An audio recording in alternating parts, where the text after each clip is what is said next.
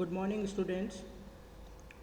In this particular lecture, we will discuss about the जो भी particular अगर हम बात करेंगे इस पर्टिकुलर यहाँ पर देखिए students, there are the correlations for saturated liquid vaporization and condensation on flat plates.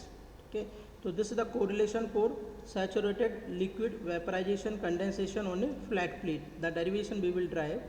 तो फैक्टर अफेक्टिंग न्यूक्लिएट बॉइलिंग्स, तो ऐसे फैक्टर्स जो न्यूक्लिएट बॉइलिंग को अफेक्ट करते हैं उनके बारे में जो फर्स्ट पॉइंट है आपका मटेरियल, ठीक है, shape and condition of the heating surface, the surface which we are using to make that particular body और पर्टिकुलर जो भी पर्टिकुलर डिवाइस है, ठीक है.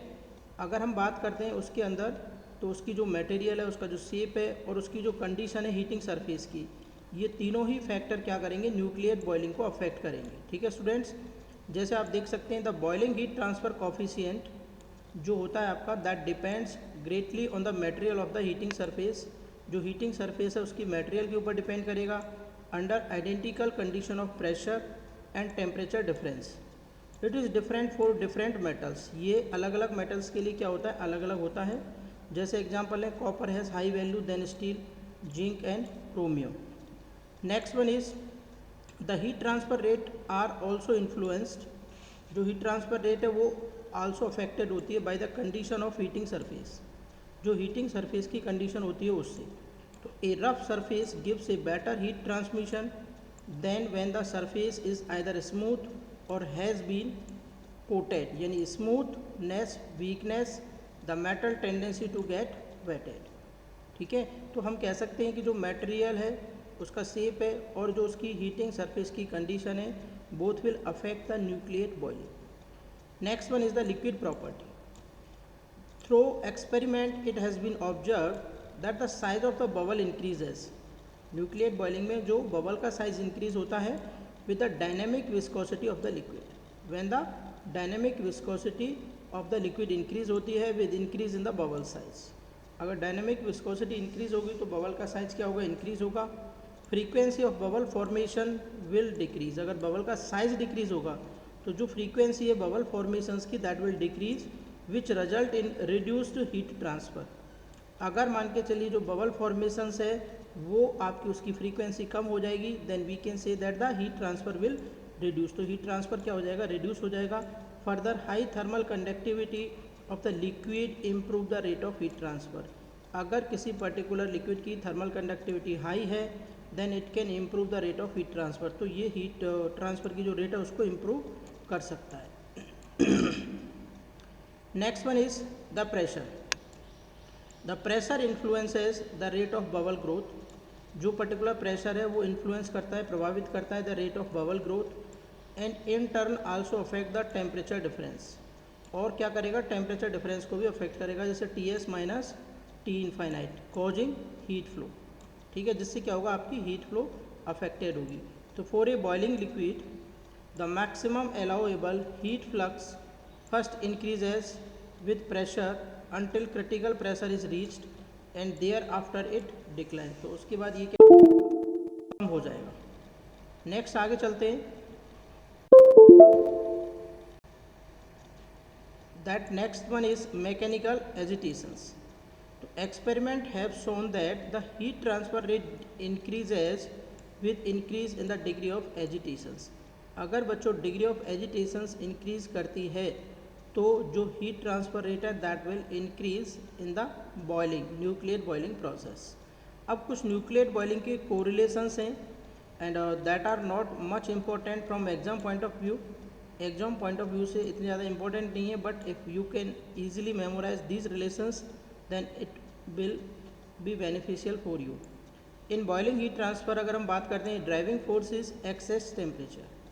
बॉइलिंग हीट ट्रांसफ़र में स्टूडेंट्स जो ड्राइविंग फोर्स का रोल प्ले करता है that is the excess temperature, where delta T is the excess temperature, here T S is the temperature of the surface of the liquid and T saturation is the temperature of the जो particular liquid है उसका saturation temperature है. ठीक है, तो T saturation is the saturation temperature, T S is the surface temperature.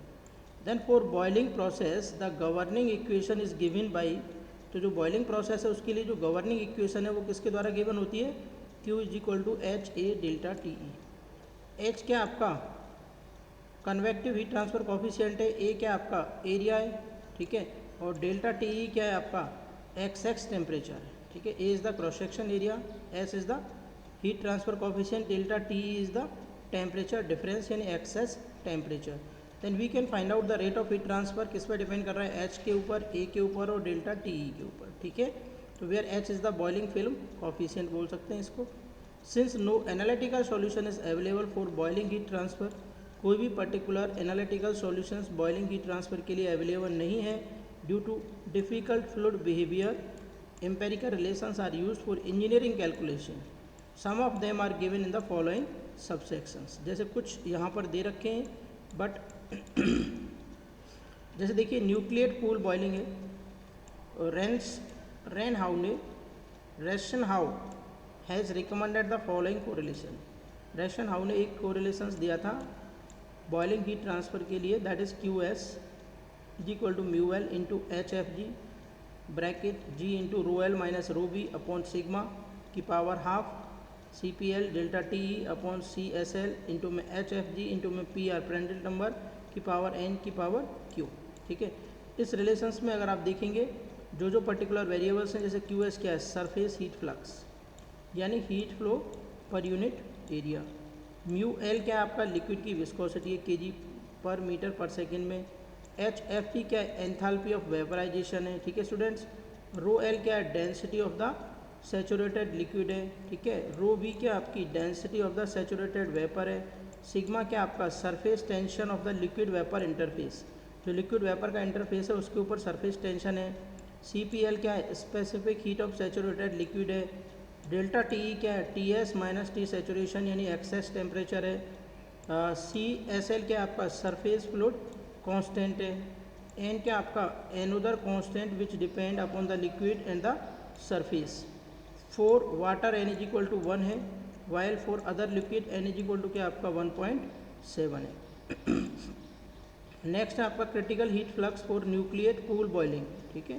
Critical heat flux की बात करें फॉर न्यूक्लिएट कूल बॉइलिंग के लिए, तो यहाँ पर देखिए students, on the boiling curve the critical heat flux is an important point, ठीक है। जो क्रिटिकल हीट फ्लक्स है तो बॉइलिंग कर्व के लिए इम्पॉर्टेंट पॉइंट्स है। It is always desirable to operate a boiling process close to this point, ये हमेशा डिज़ायरेबल होता है बॉइलिंग प्रोसेस को ऑपरेट करने के लिए क्लोज टू दिस पॉइंट। तो जोबेर ने एक रिलेशंस दिया था, जोबेर ने 1958 में, तो उसने predicted the following expression for such A case, इसके ऐसे केसेस के लिए उसने एक ये वाला एक्सप्रेशन दिया था। तो Q S C is equal to 0.18 rho B यानी डेंसिटी ऑफ द वेपर की power half into H F G enthalpy, G is the gravitational acceleration, sigma is the surface tension between the vapor and liquid surface, rho L is the density of the liquid, rho V is the density of the vapor की power 1/4। तो the expression given above is independent of the fluid viscosity, यहाँ पर viscosity का कोई term नहीं आता है, उसके ऊपर ये डिपेंड नहीं कर रहा है, ना थर्मल कंडक्टिविटी पर डिपेंड कर रहा है और स्पेसिफिक हीट पर डिपेंड नहीं कर रहा है, जैसा कि ये पिछले वाले इसमें आप देख रहे हैं जो आपने रेशनहाउ ने दिया था, इसमें ये आपकी विस्कोसिटी के ऊपर भी डिपेंड्स कर रहा है, ठीक है। और प्रांड्टल नंबर यहाँ पर है, तो प्रांड्टल नंबर के अगर आप बात करेंगे तो प्रांड्टल नंबर किसके ऊपर डिपेंड करता है, थर्मल कंडक्टिविटी के पे भी डिपेंड करता है, तो ये भी इसमें एक फैक्टर्स है। Next is pool boiling. तो पूल बॉइलिंग क्या होती है, basically in stable film boiling the heat transfer is due to both convection and radiations.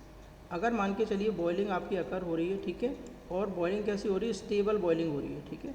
तो स्टेबल बॉइलिंग में जो भी बच्चों रेट ऑफ हीट ट्रांसफ़र होगा that will be through convection as well as through radiation, दोनों phenomena के थ्रू आपका रेट ऑफ हीट ट्रांसफ़र होगा। तो ब्रोमली ने 1950 में has suggested the following correlations, उसने फॉलोइंग कोरिलेशन सजेस्ट किए for the film boiling from the outer surface of horizontal tube, ठीक है। तो उसने दिया कि h की पावर 4/3 इज इक्वल टू क्या होगा, h की कन्वेक्शन के लिए 4/3 प्लस h रेडिएशन इनटू में h की पावर 1/3, ये कोरिलेशंस उसने दिया। तो this equation 9.12 being tedious to solve could be written within ±5% of और है। इसमें अगर आप उन इक्वेशन नंबर ये 9.12 को अगर सॉल्व करते हैं तो इसमें कुछ ना कुछ एरर आता है, ठीक है ना, there is a some error to solve this particular equations. तो वो H की अगर वैल्यू निकालेंगे तो H convection plus 3/4 H radiations कर दिया, इसको मॉडिफाई कर दिया।